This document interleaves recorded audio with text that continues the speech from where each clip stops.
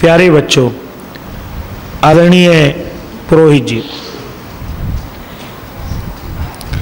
देखिए आज मैं आपके समक्ष पर्वों को लेकर के, चूंकि ये पर्वों का दिन है, आप बोल रहे हैं ना, मौसम माहौल देखते हैं कि अब फेस्टिवल शुरू हो गए हैं। जहाँ देखो वहीं उत्साह है, जहाँ देखो वहीं प्रसन्नता है, और बच्चे भी आज हमारे समक्ष हैं। तो मैंने आज अपना जो गीता की श्रृंखला थी उसको आज के लिए विराम दिया है, आगे के लिए नहीं। आगे आपको वही चर्चा मिलेगी। देखिए, जब तक आपके समक्ष रहा तो इस विषय पे मैं जरूर बोलता था, क्योंकि जब कोई त्यौहार आए, पर्व आए, तो उसका क्या महत्व है जरा थोड़ा सा यदि समझ लें तो उसको मनाने का आनंद दुगना हो जाता है। पहली बात बच्चों, आप जो शब्द बोलते हैं त्योहार, उसका सही शब्द है पर्व। त्योहार भी ठीक है, लेकिन पर्व सही प्रकार का शब्द है। पर्व का अर्थ क्या होता है, जरा ध्यान दीजिए इधर। ये देखिए मेरी ये उंगली है, देखिए इधर सब लोग, ये उंगली यहाँ से ये जो बना हुआ है यहाँ से मुड़ सकती है, फिर यहाँ से मुड़ सकती है। आप देखेंगे ना कि इसमें 3 श्रृंखला है, 1 2 3। ठीक उसी प्रकार से पर्व का अर्थ होता है पोर, यानी जिसके द्वारा धीरे धीरे, जैसे एक आप गन्ने का वो देखेंगे, गन्ने का पौधा आमतौर से आप देखेंगे तो गन्ने में क्या होता है कि इतना जाता फिर उसमें गांठ आ जाती है ना, फिर इतना चढ़ता फिर उसमें गांठ आ जाती है। इस प्रकार से वो धीरे धीरे करके बड़ा होता है, यानी पर्व का अर्थ है पोर, और जो आपस में मिलकर के बने उसका नाम है पर्व। पर्व का अर्थ है कि जिस प्रकार से पोर अपना काम करता है, ठीक उसी प्रकार से पर्व समाज को जोड़ने का काम करता है। जैसे वेद में एक बहुत सुंदर मंत्र आता है, ब्राह्मणो अस्य मुखम आसीद बाहु राजन्य कृत उरु तदस्य यद वैश्य पदभ्याम शूद्रो अजायते। कल्पना क्या की गई है, कहते हैं ये जो हिस्सा है, ये किसका हिस्सा है बच्चों? नॉलेज का हिस्सा है, ज्ञान का हिस्सा है। आप बताइए, आप आंख से देखते हैं, कान से सुनते हैं ना, किसी चीज की नॉलेज के लिए। मान लीजिए मैंने आपको बोला ये क्या है, देखो इधर, ये पुस्तक है, किससे देखा आपने? बोल दीजिए। आंख से देखा। सुना किससे आपने? कान से। यानी जितने भी नॉलेज के पॉइंट्स हैं वो सारे के सारे लगभग इससे ऊपर हैं, इसलिए इसका नाम शरीर में ब्राह्मण का हो गया। जैसे समाज में जो नॉलेज वाला कार्य है, ज्ञान वाला कार्य है, वो ब्राह्मण का कार्य है। ठीक उसी प्रकार से ब्राह्मणों अश्य मुखम आसीद बाहु राजन्य कृत है। मान लीजिए अभी आपके आंख के अंदर या बाहर मक्खी बैठने लगे, आपका कौन सा अंग है जो इस आंख की रक्षा करेगा? बोल दीजिए। हाथ करेगा ना, सबसे पहले हाथ जाएगा और उस मक्खी को वहां से हटा देगा। ठीक उसी प्रकार से जो समाज में रक्षा का काम करते हैं वो क्षत्रिय कहलाते हैं, जैसे हाथ कार्य करता है। इसके बाद आप बताइए, आपका शरीर कहाँ से चलता है? पेट पूजा से ना, पेट पूजा से। अगर खाना नहीं मिलेगा, ठीक है, तो शरीर नहीं चलेगा। ठीक उसी प्रकार से समाज में जो सब लोगों का भरण पोषण का काम करते हैं वो पेट की तरह वैश्य कहलाते हैं। और अंतिम चीज क्या है? ये पैर हैं आपके। पैर स्वस्थ हैं तो आप इस नैतिक शिक्षा शिविर के रिजल्ट वाले दिन उपस्थित हैं, ठीक है। अगर पैरों में कोई तकलीफ हो जाती, चलने फिरने में समस्या आती, तो क्या आप आ पाते? नहीं आ पाते ना। ठीक उसी प्रकार से समाज में पैरों की तरह जो सेवा का कार्य करते हैं उनका नाम शूद्र है। अब ठीक उसी प्रकार से जैसे आपने एक शरीर में 4 वर्णों को देखा, समाज में भी इसी प्रकार से हमारे 4 वर्ण हैं, ब्राह्मण, क्षत्रिय, वैश्य और शूद्र। और इसका एक छोटा सा उदाहरण देते हुए मैं आपके मतलब की बात करता हूँ, फिर दशहरे पे आऊँगा। बच्चों, एक बार क्या हुआ कि एक पिता शाम को घर आया। जब घर आया तो कहते हैं उसका आप जैसा बच्चा रहा होगा छोटा, तो उसने कहा पिताजी पहले मुझे खिला के लाओ पार्क में, फिर आप कोई काम करना। बच्चों, वो जो पिताजी शाम को आए थे वो दिन भर ऑफिस के काम से थके हुए थे। अब बच्चे की भी जिद है, तो उन्होंने एक तरीका निकाला, एक ज्योग्राफी में से एक मैप निकाला। कोई, आप स्कूल में ज्योग्राफी पढ़ते हैं ना, भूगोल, उसमें खाली पिक्चर्स होती है ना, उसके मैप कि ये हिमालय का है, ये इंडिया का है, ये JNK का है, ये कहाँ का है, और आप उसमें रिक्त स्थान भरते हैं। ठीक उसी प्रकार से उस पिता ने एक नक्शा निकाला, नक्शा निकाल करके और उसको 3-4 टुकड़े कर दिए और कहने लगा बेटा इसको तू मिला दे, फिर तुझे मैं लेके पार्क चलूँगा। अब बच्चे को बहुत देर हो गई, कभी वो राजस्थान जोड़े तो पता चले उसके बगल में मध्य प्रदेश गायब है, केरल जोड़े तो कर्नाटका गायब है। बहुत देर हो गई। अचानक क्या हुआ कि खिड़की में से हवा का एक झोंका आया और जो वो एक देश को जोड़ रहा था तो पेच पलट गया। उसने उसमें देखा, अरे इसमें तो 2 हाथ बने हुए हैं। अब हाथ बने हुए तो उसने क्या किया कि हाथ के साथ कहीं ना कहीं सिर या जो भुजाएं, इसके साथ ये कंधे, ये भी होंगे। उसने उनको ढूंढना शुरू किया। उसको बड़ी आसानी से क्या हुआ कि देश की पिक्चर की बजाय उसने पीछे से जोड़ना शुरू किया तो एक आदमी का शरीर बन गया। जब आदमी का शरीर बन गया तो उसने क्या किया, उसको चिपका दिया और चिपका करके सीधा कर दिया। जब सीधा कर दिया तो खुशी के मारे उछल पड़ा, कहता ये लो, ये पिताजी भारत का भी नक्शा बन गया। तात्पर्य क्या है बच्चों, जब हम बनेंगे तो हमारा बच्चों देश बनेगा, हम सुधरेंगे तो निश्चित रूप से हमारा देश भी सुधार की ओर जाएगा। ये जो त्योहार हैं ये हमें जगाते हैं। कैसे जगाते हैं? अब आ जाइए दशहरे के पर्व पर। मैंने बोला कि 4 वर्ण हैं, ब्राह्मण, क्षत्रिय, वैश्य और शूद्र। कहते हैं जो ब्राह्मणों का पर्व है वो एक प्रकार से श्रावणी उपाकर्म माना जाता है, जहाँ से पढ़ने पढ़ाने का काम शुरू होता है। और उसके बाद आज का जो पर्व है, यानी जो अब आप मनाएंगे, आज 21 तारीख हो गई, 2 दिन बाद आप विजयादशमी मनाएंगे। वास्तविक इसका नाम विजयादशमी है। तो विजयादशमी जब मनाएंगे तो कहते हैं इसका क्या भाव है?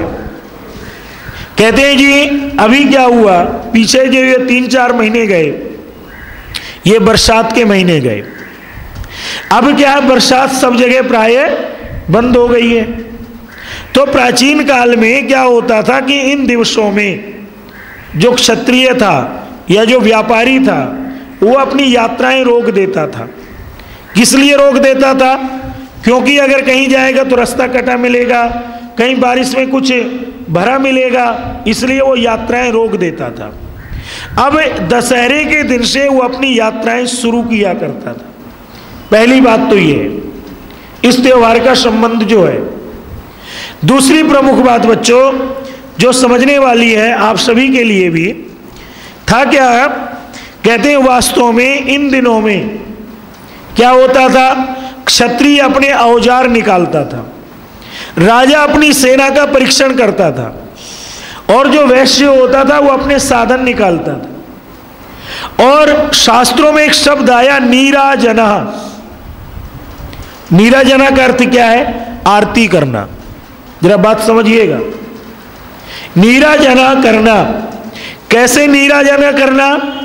कहते हैं कि वहां पर स्वस्ति वाचनम शांतिकरणम मंत्रों के द्वारा जो विजयादशमी की विशिष्ट विधि है उसके द्वारा यज्ञ करना, और यज्ञ करके जो उनके शस्त्र अस्त्र थे उनका भी परीक्षण कर लेना, ये सही है या इनमें कोई जंग तो नहीं लग गई है। इसीलिए आप देखिए हमारे देश में बहुत जगह दशहरे वाले दिन शस्त्रों की ही पूजा शुरू हो गई, उसकी जगह जो भाव था वो लुप्त हो गया। अब आ जाइए अगली बात, एक लोक में एक प्रथा और प्रचलित है, जरा ध्यानपूर्वक सुनिएगा। आपने अभी कुछ दिनों पहले अखबारों में बड़े बड़े विज्ञापन देखे होंगे जैनियों के। वो लिखते हैं कि मेरे से यदि आज कोई भूल हुई हो पिछले 1 वर्ष में तो मैं सबसे क्षमा मांगता हूं। क्षमावाणी पर्व मनाते हैं जैनी लोग। लेकिन हमारा जो क्षमा का पर्व है ये दशहरे का दिन माना जाता है। आपको ध्यान होगा आज भी समाज में बहुत सारी जगहों में ये परंपरा है कि दशहरे वाले दिन लोग शाम को एक दूसरे से मिलने जाते थे। अब यहाँ तो सब समाप्त है, लेकिन फिर भी कई ग्रामीण अंचलों में है कि दशहरे वाले दिन सबसे मिलने जाना और मिलकर के सबको नमस्ते करना, अभिवादन करना और ये कह देना कि बाबूजी, पिताजी, भाई साहब, मेरे से यदि कोई भूल हुई है तो उसको माफ़ कर दीजिए। आज मैं आपसे मिलने आया हूँ, मैं आपसे फिर जुड़ने आया हूँ। तो दशहरे का एक ये बड़ा महत्व था। अब आ जाइए तीसरी बात जो कि आजकल मुख्य बात प्रचलित है, राम की लीला। और तो सब चीज़ें गौण हो गई ना। अब हमें पता होता है कि जब ये शरद ऋतु में नवरात्र प्रारंभ होंगे तो उस समय रामलीला होगी। हालांकि वस्तुतः वाल्मीकि रामायण में या तुलसी रामायण में 2 ही रामायण फेमस है, या तो वाल्मीकि की रामायण फेमस है या फिर तुलसी का रामचरितमानस। दोनों को यदि आप स्वाध्याय करेंगे तो वहां पर जो तिथि ये मानी जाती है कि राम ने आज के दिन लंका पर विजय प्राप्त करी, वो दोनों तिथियां मैच नहीं करती हैं। ये बड़ी महत्वपूर्ण बात है। इसलिए कोई बात नहीं तो फिर आप कह देंगे कि फिर आप आर्य समाजी बन के सब जगह खंडन नहीं करते। ऐसा नहीं है, मैंने केवल आपको एक ज्ञान दिया कि ये वास्तविकता नहीं है। लेकिन चूंकि ये पर्व जुड़ गया राम की विजय से, आ जाइए मेन बात पर, यह पर्व जुड़ गया राम की विजय से और रावण की पराजय से। जरा बात को समझिएगा। कहते हैं कि उस समय में मर्यादा पुरुषोत्तम राम ने जो काम किया वो संपूर्ण इतिहास के लिए एक सबक है, एक शिक्षा है। मैं एक पॉइंट रह गया, उसको लेके फिर राम पर आता हूं। तीसरा और प्रमुख जो चीज है उस पर वापिस आ रहा हूं, फिर राम जी पर आऊंगा। आजकल आप देखते हैं कि 9 दिनों में देवी का भी पूजन होता है। कहीं पर काली का पूजन, कहीं चंडी का पूजन, कहीं दुर्गा का पूजन। अगर आप इतिहास को पढ़ेंगे तो पौराणिक काल जब ये प्रारंभ हुआ उसके बाद ही ये परंपराएं चालू की गई। लोगों ने अपनी कल्पनाएं कर ली देवी को लेकर के, और देवी को लेकर के कल्पनाएं कर ली और कल्पना करके उसकी मूर्ति बना करके पूजा करने लगे। वस्तुतः क्या है, जरा आप थोड़ा सा शांत पूर्वक समझने का प्रयास करें। यह ना हो कि मैंने कह दिया तो जो मानने वाले हैं वो मन को उद्वेलित करें। देखिए मुख्य बात क्या है, कहते हैं मुख्य बात यह है कि वास्तव में देवी तो आपके अंदर बैठी हुई है, देव आपके अंदर बैठा हुआ है। देवी का अर्थ क्या हो गया? जो दिव्य शक्तियों से परिपूर्ण है। क्या आपके मेरे अंदर दिव्य शक्तियां नहीं है? आप बताइए। है, लेकिन शर्त क्या है? जब हम उनको देखने का, महसूस करने का प्रयास करेंगे। अब प्रश्न उठता है कि 9 दिनों में उपवास क्यों? ये मैंने पढ़ के नहीं, अपनी ओर से बात कर रहा हूं मैं। और भी तो आप उपवास कर सकते हैं। तो एक बात आपको बता दूं, ये जो हमारे यहां पर 6 ऋतुएं हैं, इस भारतवर्ष में 6 ऋतुएं हैं, ये तथ्य है। मैं तथ्य से परे नहीं कह रहा हूं। हर 2 महीने में ऋतु बदलती है। और अब आप जब जानते हैं कि जब ऋतु बदलती है तो क्या होता है, शरीर भी हमारा बदलता है, बदलाव की ओर चलता है। जैसे आजकल आप देखेंगे डॉक्टरों के यहाँ बड़ी भीड़ है। किस लिए भीड़ है? हर घर में कोई बीमार है, किसी को बुखार है, किसी को खांसी है, किसी को जुकाम है। उसका कारण क्या है? जो ऋतु बदल रही है, उस ऋतु के बदलने से जो हमारा शरीर है वो उसको सहन नहीं कर पा रहा है। तो ऋषियों ने परंपरा क्या रखी, जरा बात समझिएगा। उपवास की परंपरा को जन्म दिया। और उपवास का अर्थ ये नहीं है कि आप भूखे रहो। उपवास का अर्थ है कि वास्तव में उपमाने समीप, वास माने बैठ जाना। किसके समीप बैठना? अपने प्रभु के समीप बैठना। अब मैं एक छोटा सा उदाहरण दिया करता हूं बच्चों, जरा ध्यान दो आप, कि मान लीजिए आप खेलने गए, ठीक है, मान लीजिए क्रिकेट आपको बहुत अच्छा लगता है, और आपने क्या किया, आपने कहा आज हम T20 नहीं खेलेंगे, आज हम टेस्ट मैच खेलेंगे। टेस्ट मैच में आपने अपने ओवर निर्धारित कर लिए कि साहब 30-30 ओवर का गेम होगा। अब जो आपने निर्धारित कर लिया, आप चाहे सुबह कुछ भी खा के नहीं गए हैं, लेकिन जब तक आपका गेम पूरा नहीं होगा, खेलने का जुनून खत्म नहीं होगा, तब तक आपको भूख, बोलिए, नहीं लगेगी ना? बोलो, तब तक आपको भूख नहीं लगेगी। वैसे आप घर में बैठे हो तो भूख लग जाएगी। ठीक उसी प्रकार से जब हम अपने प्रभु के समीप बैठ जाते हैं, उससे चर्चा करते हैं, उससे बात करते हैं, उसका चिंतन करते हैं, उसका मनन करते हैं, तो हमें भूख लगा, बोलिए, नहीं करती है। लेकिन अब क्या है, जरा विचार करना मेरी बात का। जिस दिन आपने उपवास रखा, जिसको आजकल व्रत बोलते हैं, जिस दिन आपने उपवास रखा उसी दिन आपको ज्यादा भूख लगेगी। क्यों लगेगी? एक मनोविज्ञान है। मान लीजिए आपको जलेबी पसंद है, उस दिन जलेबी का दिमाग में जरूर आएगा कि मिल जाती तो खा लेते तो बड़ा अच्छा होता। अरे नहीं नहीं नहीं, मेरा तो उपवास है। तात्पर्य क्या निकला कि फिर क्या फायदा ऐसे उपवास रखने का? विचार करना।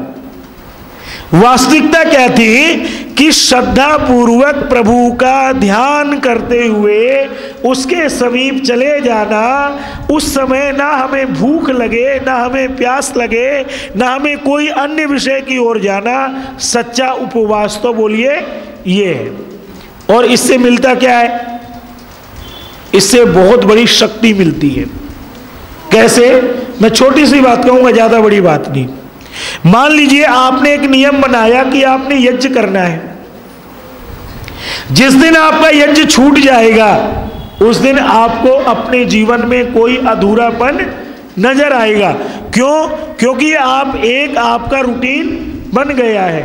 ठीक उसी प्रकार से जब आप प्रभु की शक्तियों से परिचित हो जाते हैं या उसकी कृपा महसूस हो जाती है, और उस समय यदि उससे आप दूर हो जाएं, उपवास आपका टूट गया, फिर आपको परेशानी शुरू हो जाएगी। तो यहाँ वहाँ उपवास का एक तो ये था, और दूसरा ये था कि यदि वास्तव में इन दिनों में उपवास हम करें, प्रभु की भक्ति करें और फल आदि का सेवन करें, अन्य वस्तुओं का सेवन ना करें, तो क्या होगा? शरीर, बोल दीजिए, आपका संतुलित रहेगा। ये इसका भाव था, ये वास्तविकता थी। अब आ जाइए श्री राम को लेकर के। श्री राम को लेकर के वाल्मीकि रामायण में एक चर्चा मिलती है, मैं अपने समय से ही पूरा करूंगा।